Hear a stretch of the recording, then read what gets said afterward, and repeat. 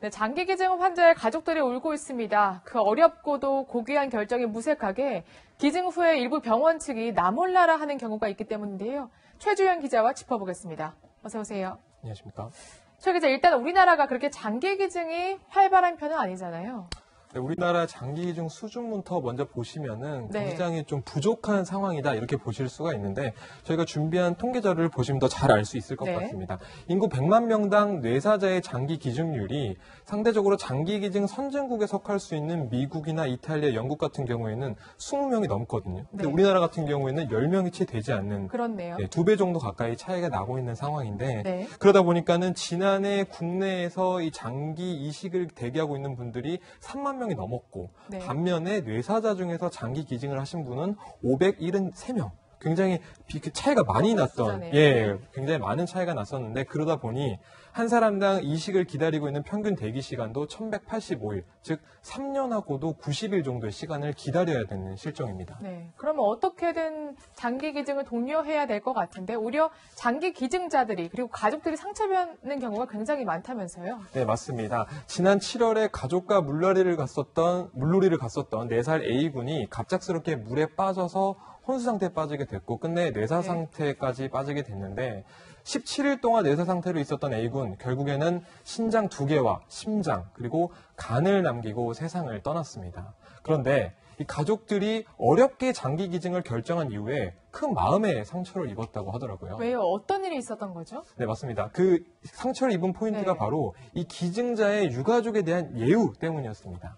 장기 적출이 끝난 이후에 A군의 부모는 장기 기증을 한 울산에서 장례식이 열린 충남 당진까지 사비로 65만 원을 들여서 사설 구급차를 이용했다고 하는데 네. 장기 기증 수술은 보통 야간에 이루어지고 있거든요. 그러다 보니까 자정이 넘은 새벽 아무 도움도 받지 못한 상태로 구급차에 아들의 시신을 싣고 간 것인데 부모의 마음이 과연 어땠을지 직접 들어보시겠습니다.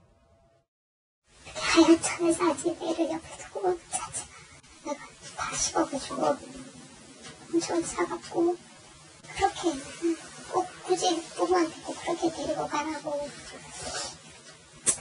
해야만 했는지.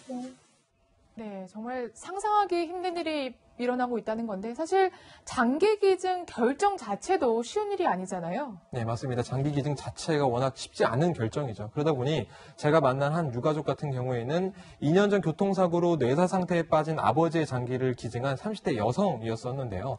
장기 기증을 선택한 자신의 결정에 있어서 일부 후회를 하고 있는 모습을 보이기도 했습니다. 후회한다. 네, 이 장기 기증 이후에 온 가족이 외상후 스트레스 장애 진단을 받았다라고 하는데 일단 설명 들어보시겠습니다. 아빠에 대한 이제 미안함이 사실 컸거든요. 외상후 스트레스 장애를 판정을 받았었어요. 저희 엄마한테도 저희 오빠한테도 제 사비로 정신과 상담을 받았어요. 네, 사비로 정신과 진단까지 받았다니 이거 장기 기증을 하란 건지 말란 건지 모르겠습니다.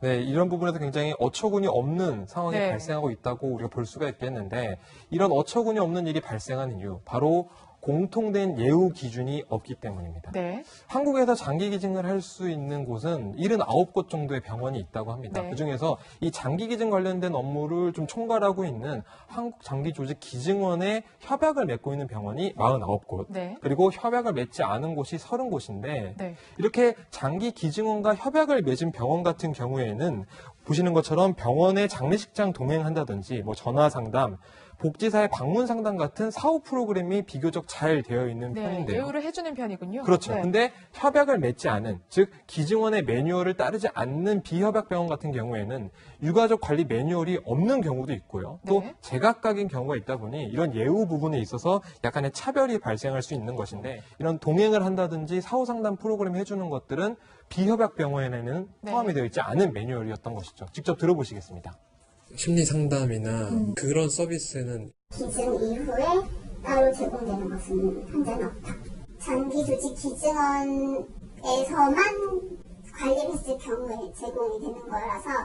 네, 그런데 보건복지부가 지금까지 예우 시스템을 갖추고 있었다 이렇게 해명을 해왔었는데 결국 협약 병원에 한해서였다는 생각이 드는데요. 그렇다면 나머지 30개 병원은 왜 협약을 맺지 않는 건가요? 네, 말씀하신 것처럼 보건복지부 그 질병관리본부에서 있었던 매뉴얼은 사실 기증원에서 운영을 하고 있는 매뉴얼이고요. 네. 나머지 30개 병원 같은 경우에는 이것을 따르지 않는 이유에 대해서는 굳이 매뉴얼을 따를 필요가 없다라는 입장인데 네. 좀 더 앞으로 거슬러 가보면은 기증원 같은 경우 2009년에 만들어졌습니다. 근데 이보다 먼저 장기 이식 수술을 해오던 일부 대형 병원들이 기증원 매뉴얼이 아닌 자체적인 운영 시스템으로 이거를 충분히 해결해 나갈 수 있다 이런 입장이었거든요. 직접 설명 들어보시겠습니다.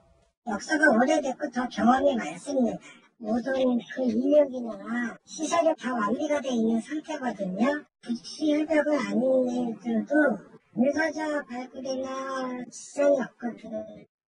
네, 이 취재기를 다루면서 저희가 굉장히 고심했던 건 어렵게 장기 기증을 결심한 분들이 취소하지 않을까라는 생각이었습니다. 하지만 많은 환자분들이 마지막 희망으로 정말 장기 기증을 붙들고 계십니다.